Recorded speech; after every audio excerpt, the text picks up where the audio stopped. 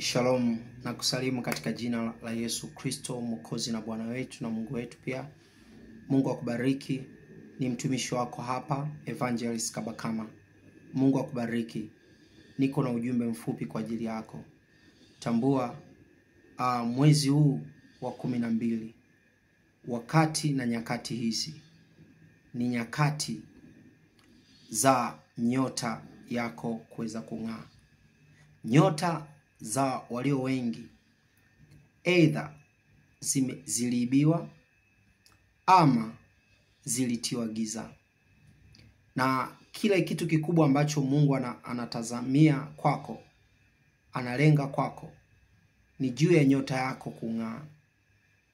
Sasa yule ambaye nyota yake imeibiwa, yule ambaye nyota yake imetiwa giza, wote mnafanana. Nyota yenu haiwezi kung'aa. Kwa hiyo unahitaji nyota yako kwa damu ya Yesu Kristo, kadiri ya maandiko yalivyoandikwa katika Waefeso 1:7. Kwa damu ya Yesu Kristo tunakombolewa. Damu ya Yesu Kristo ikakomboa nyota yako. Mtu anaweza kauliza swali, mtumishi wa Mungu, nyota maana yake ni nini? Nyota ni nguvu ya Mungu ambayo anampatia mwanadamu, anakupatia. Nyota ni nguvu ya Mungu ya kukuwezesha katika mambo makuu mawili. Duniani, japokuwa katika haya maisha ya kawaida au hata maisha ya kiroho, maisha ya kiimani, hata maisha ya kawaida tu, kuna mambo mengi. Lakini haya mambo yote mengi imegawanyika katika mambo makuu mawili. Jambo la kwanza ni jambo kuhusu kusudi la Mungu. Purpose of God, kusudi la Mungu. Mungu alikusudia nini? Tunaweza kutafsiri kusudi au purpose kama task, kama kazi maalum, jukumu fulani ambao unatakiwa ulifanye. Kwanza kama jukumu la kiroho, kama mtumishi au utumishi kutumia talanta. Lakini pia jukumu la kawaida tu katika maisha. Mwingine ameitwa kama mwanasheria, mwingine ameitwa kama mwalimu, daktari, engineer, ameitwa kama pilot, ameitwa kama kiongozi na kadhalika na kadhalika. So hiyo ni kusudi. Lakini kwa tafsiri, kwa jambo lingine la pili kubwa ambalo Mungu ametupatia au anakusudia, kuna kitu tunaita au jambo tunaita hatima, destiny. Hatima ni hatua mbalimbali. Katika maisha yetu yamejaa hatua mbalimbali. Kuna zile kwa uchache unaweza ukagundua, lakini kuna hatua nyingine uwezo kugundua. Kuna vitu vinaweza vikafanyika ndani ya miaka yako 2 hata 3 mbeleni na hujawahi kutambua katika ufahamu wako wa kibinadamu. Hizo ni hatua, ndio maana tunaita hatima au destiny.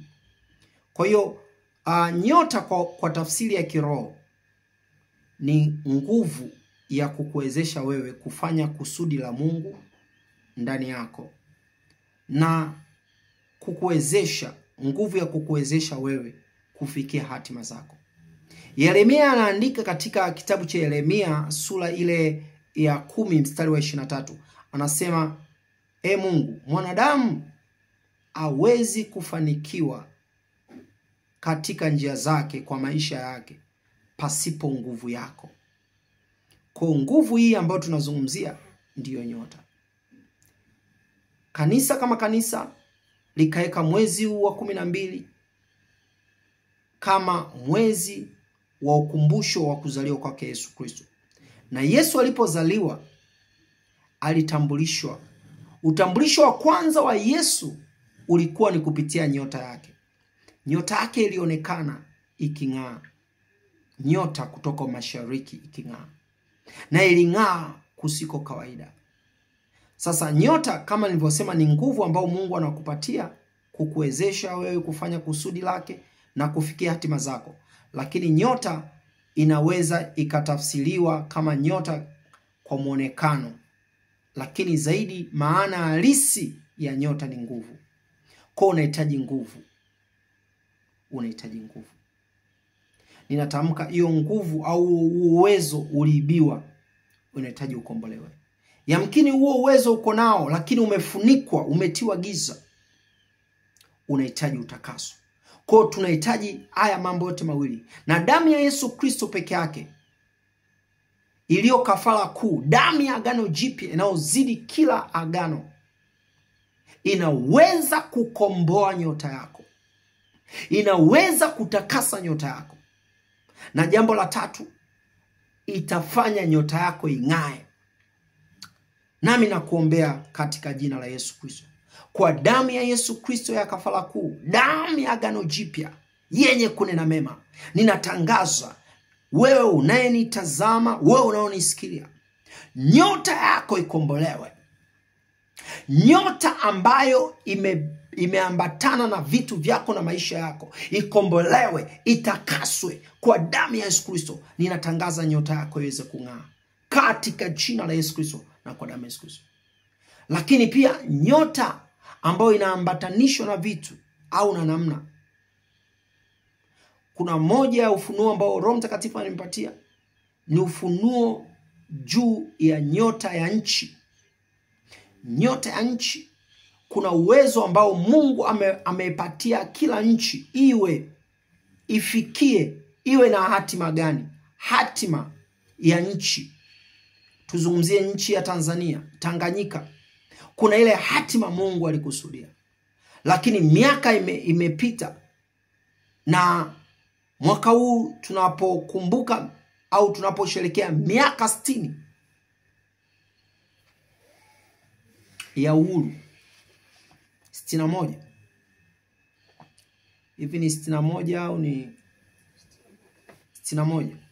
61 au 60? 2025 utoa 1961. Ni kama 64 hivi. Kwa tunapokumbuka hii miaka mingi, lakini angalia Tanzania venye iliko. Na kuna mataifa yalipata uhuru hata baadaye, hata wakati mmoja, lakini yameendelea. Kumaanisha nyota ya nchi ya Tanzania either imeibiwa au imetiwa giza. Tunatamka, ukiachana na ule mwanga, ule mwenge ule ambao umetengenezwa yaani physically wa kuonekana unaangaza, lakini tunahitaji nyota halisi ya taifa la Tanganyika. Tunaposherehekea miaka 64 ya uhuru, tunatamani kuona taifa likisonga. Lile kusudi la Mungu aliyokusudia juu ya Tanganyika, juu ya Tanzania. Kusudi la Mungu juu ya hatima ya Tanganyika, Tanzania. Hiyo nyota ya Tanganyika ikaweze kukombolewa.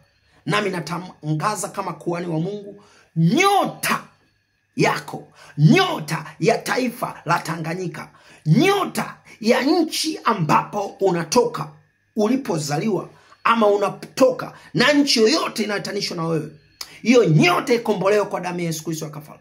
Hiyo nyota ing'ae kwa damu ya Yesu Kristo ya kafara. Uinuke uangaze katika jina la Yesu Kristo.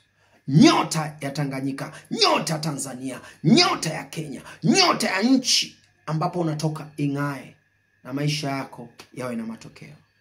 Mungu akubariki. Roho ya huruma ikufunike na kusimamia, ukapate kuwa na matokeo makubwa mazuri kwa utukufu wa Mwenyezi Mungu Baba. In Jesus name. Amen. Shalom.